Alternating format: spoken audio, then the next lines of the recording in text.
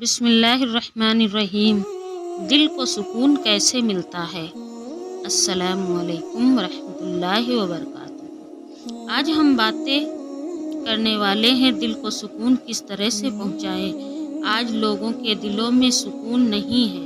سکون کے لیے لوگ کوئی کہیں گھومنے جاتا ہے، کوئی ڈانس کرتا ہے، کوئی میوزک سنتا ہے سکون کے لیے، لیکن کیا اس سے سکون ملتا ہے؟ تو آئیے اللہ کے نیک ولیوں کے بتائے ہوئے طریقوں کو جانتے ہیں جسے کرنے سے دل کو سکون حاصل ہوتا ہے۔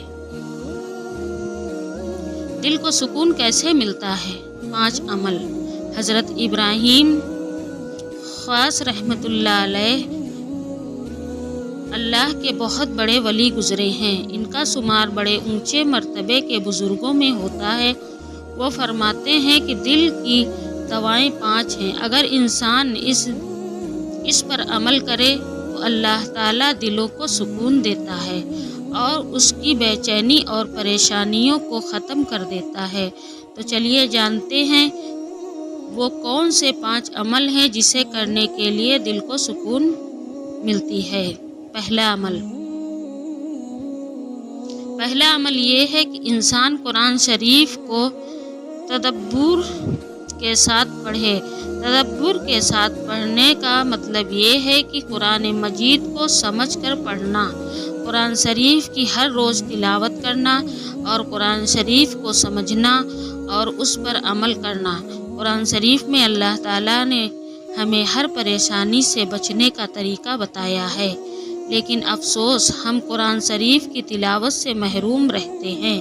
اللہ تعالیٰ سے دعا ہے کہ اللہ ہمیں قرآن شریف کو پڑھنے اور سمجھنے کی توفیق عطا فرمائے۔ دوسرا عمل یہ ہے کہ انسان کا خالی پیٹ رہنا، یعنی جب آپ کو بھوک لگے تب آپ کھانا کھائیں۔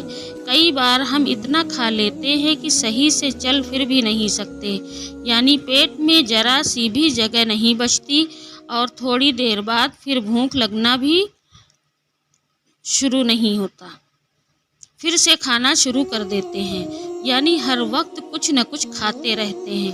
پورا دن کھاتے کھاتے گزر رہا ہے اور سوتے سوتے دن گزر رہے ہیں۔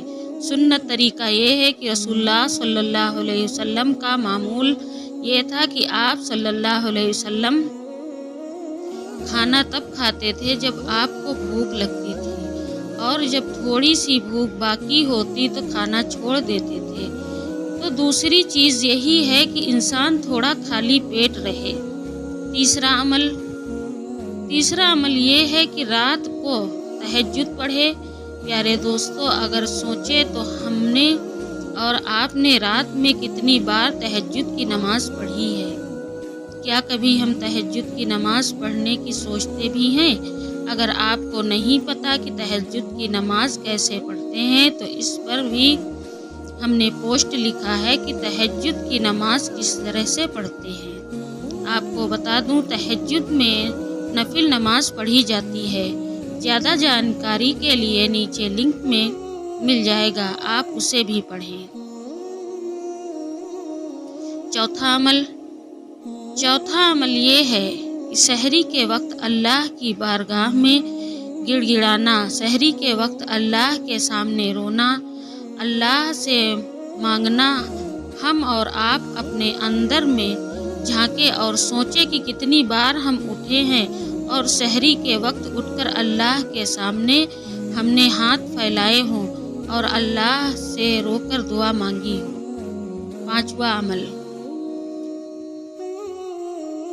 عمل یہ ہے کہ صالحین کی صحبت اختیار کرنا، یعنی نیک لوگوں کے ساتھ رہنا اور ان کی طرح زندگی گزارنا، علماء کے ساتھ اٹھنا بیٹھنا، وقت گزارنا، ان سے اچھی اچھی باتیں سیکھنا اور ان کے ساتھ اچھے تعلق رکھنا، اور دینداروں کے ساتھ رہنا جن کے دل میں اللہ اور اس کے رسول کی محبت اور ڈر ہو، جو خود بھی غلط کام نہ کرتا ہو اور آپ کو بھی برے کاموں سے بچائے۔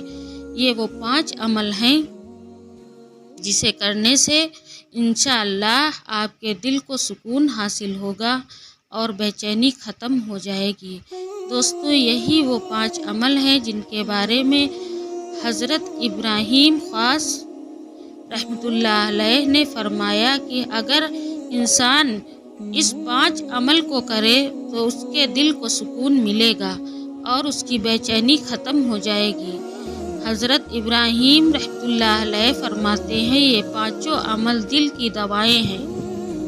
हम और आप दिल को सुकून दिलाने के लिए, सुकून हासिल करने के लिए कौन सा अमल करते हैं? असल में ये चीज़ें हैं जिनमें हमारे दिल को सुकून हासिल होता है। कुरान शरीफ में अल्लाह ताला ने फरमाया, अला बिज़िक्रिल्लाहि तत्मइन्नुल कुलूब, के दिलों को सुकून अल्लाह के ज़िक्र से मिलता है। आज जब मैं पढ़ रही हूँ तो ये बातें मेरे सामने आई तो मुझे लगा कि आप लोगों तक ये जानकारी शेयर करनी चाहिए। और अगर आपका कोई सवाल हो तो आप कमेंट में हमसे पूछ सकते हैं। अल्लाह ताला से दुआ है कि हमें नेक और अच्छा इंसान बनने की तौफीक अता फरमाए, हर बुरे कामों से बचाएं। और आपसे गुजारिश है कि इस पोस्ट को ज़्यादा लोगों तक शेयर करें ताकि इससे और लोग भी फ़ायदा हासिल कर सकें। अस्सलामु अलैकुम।